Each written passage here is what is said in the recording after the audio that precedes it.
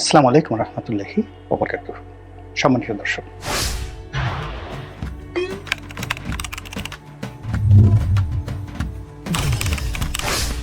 2025 সনে আমাদের রাজনীতি কোন পথে এগুচ্ছে?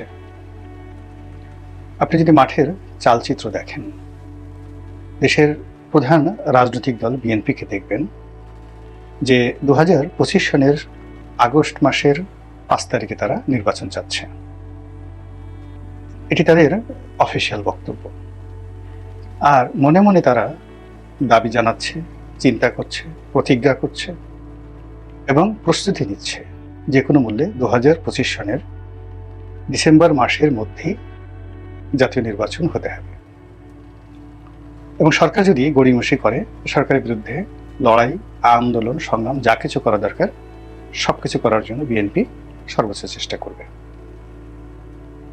দ্বিতীয় যে দৃশ্য, সেটি হলো বিএনপির বিপরীতে মাঠে যে সকল রাজনৈতিক দল রয়েছে, ছোট বড় সবাই, তারা ডক্টর মোহাম্মদ ইউনূসের সরকারকে একটা নির্দিষ্ট সময় দিতে চাচ্ছে, বলা হচ্ছে যৌক্তিক সময়।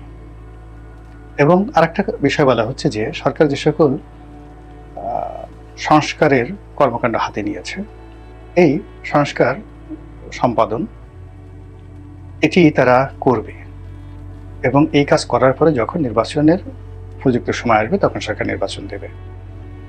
বিএনপির বাইরে বা বিএনপির বিরুদ্ধে এই মুহূর্তে যে সকল দল আছে সবাই এক বাক্যে এই কথাগুলো বলছেন। তৃতীয় আরেকটি যে কথা হচ্ছে এবং যেটা নিয়ে রাজনৈতিক বিরোধ সরকার এবং বিএনপির সঙ্গে প্রচন্ড আকার ধারণ করেছে, সেটি হলো স্থানীয় সরকারের নির্বাচন। তো স্থানীয় সরকারের ইউনিয়ন পরিষদ, পৌরসভা থেকে শুরু করে অন্যান্য যে সকল নির্বাচন রয়েছে সব মিলিয়ে সরকার চাচ্ছে জাতীয় নির্বাচনের আগে এই নির্বাচনগুলো করে ফেলতে। এবং বিএনপি কোনো অবস্থাতেই কাজগুলো করতে দিতে চাচ্ছে না। কেন চাচ্ছে না? এবং 2025 সনে রাজনীতি কী করে জটিল হতে পারে এবং 2025 সনে কেন আমরা আগের যে 1/11 তার চেয়ে ভয়ঙ্কর কিছু আশঙ্কা করছি, সেই বিষয় নিয়ে কথা বলবো। তার আগে 1/11 প্রেক্ষাপট আপনাদেরকে খুব সংক্ষেপে স্মরণ করে দিতে চাই। 1/11 সময়, যেটা মঈনুদ্দিন ফখরুদ্দিনের সরকার, তখন তারা টার্গেট করেছিল যে বাংলাদেশের দুটো যে বৃহৎ রাজনৈতিক দল, সেই বৃহৎ রাজনৈতিক দলের নেতৃত্বে তারা পরিবর্তন আনবেন। যে পরিবার প্রথা, অর্থাৎ জিয়া পরিবার এবং শেখ পরিবার, এই দুটো পরিবারকে রাজনীতি থেকে নির্বাচনে পাঠিয়ে দেওয়া হবে। আর স্পষ্ট করে বললে শেখ হাসিনা, খালেদা জিয়া মাইনাস। এটা হলো -2 থিওরি। দ্বিতীয়ত, এখানে এই দল দুটিকে সংস্কার করে সরকারপন্থী গৃহপালিত যে লোকজন আছে তাদেরকে এই দলের শীর্ষ পর্যায়ে বসিয়ে দেওয়ার চেষ্টা।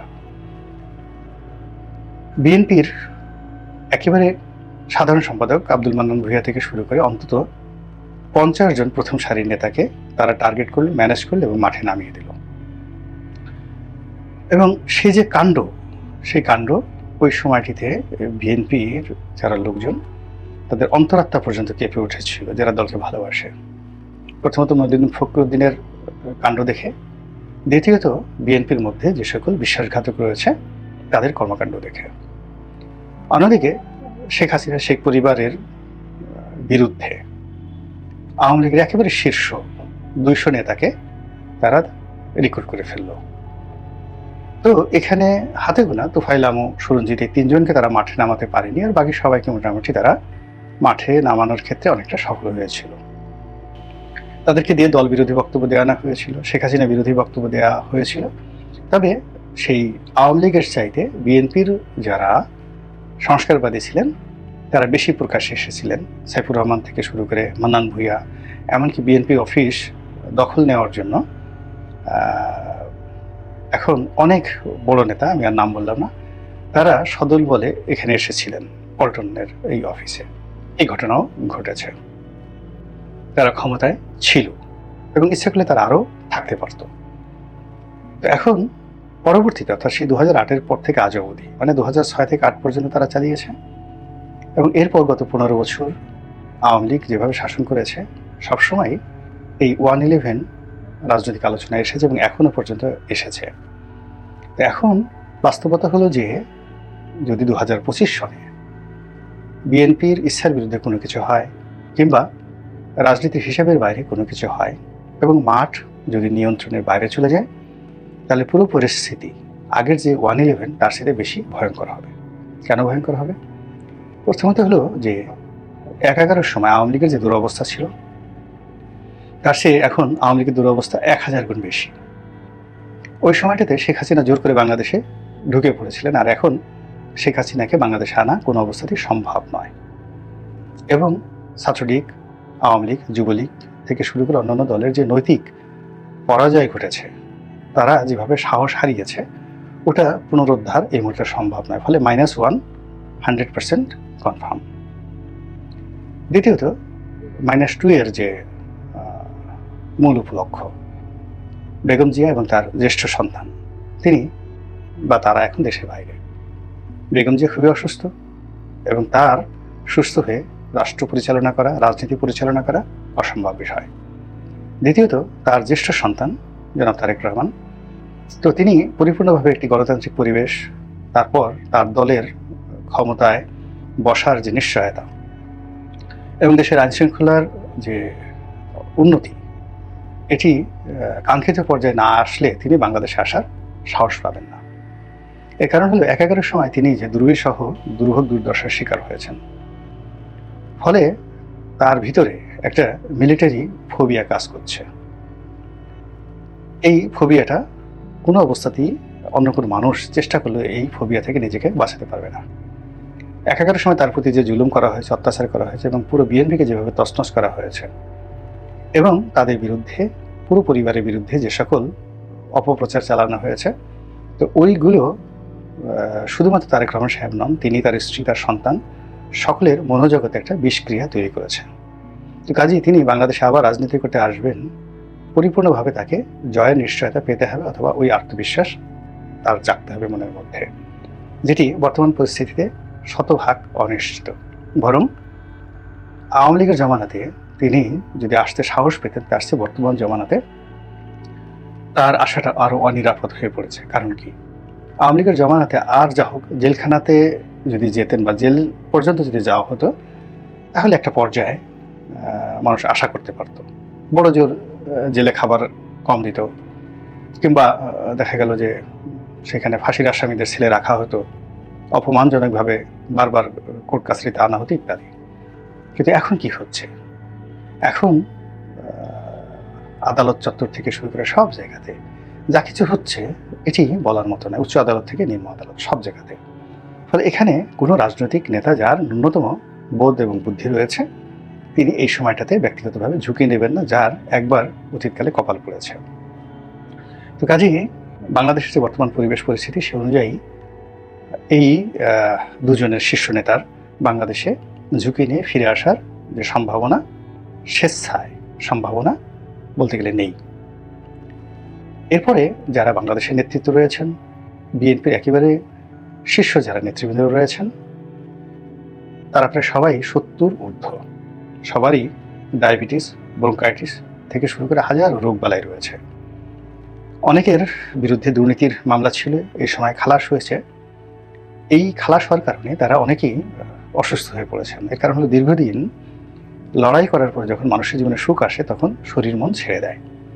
ফলে তারা বাকি জীবন সুখে শান্তিতে থাকতে চান, নতুন করে আর ঝামেলায়, যারা সিনিয়র নেতৃবৃন্দ ৭০-এর ঊর্ধ্বে যাদের বয়স, তারা কেউ নতুন করে ঝামেলায় জড়াতে চান না। ফলে কাজেই যতই তারা হুমবি তাম্বি করুন কিংবা হুমকি ধামকি দিন, আলটিমেটলি সরকারের সঙ্গে সংঘর্ষে ও সংঘাতে যাওয়ার জন্য যে নেতৃত্ব ৭০ ঊর্ধ্ব যারা আছেন, সম্ভব নয়। তরুণদের মধ্যে যারা আছেন, অর্থাৎ যাদের বয়স ৫০ থেকে ৬০ বা ৬৫-র মধ্যে, এদের একটি বিরাট অংশ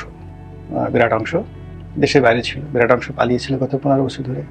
একটি অংশের বিরুদ্ধে দুর্নীতির অভিযোগ আছে, একটি অংশ বর্তমান শীর্ষ নেতৃত্বের প্রতি খুবই বিরক্ত, আরেকটি অংশ তাদের কোনো রাজনৈতিক ভবিষ্যৎ নেই, ফলে তার হতাশ। আরেকটি অংশ শীর্ষ নেতৃত্বের খুব কাছাকাছি, কিন্তু তাদের রাজনৈতিক যোগ্যতা নেই, পপুলারিটি নেই।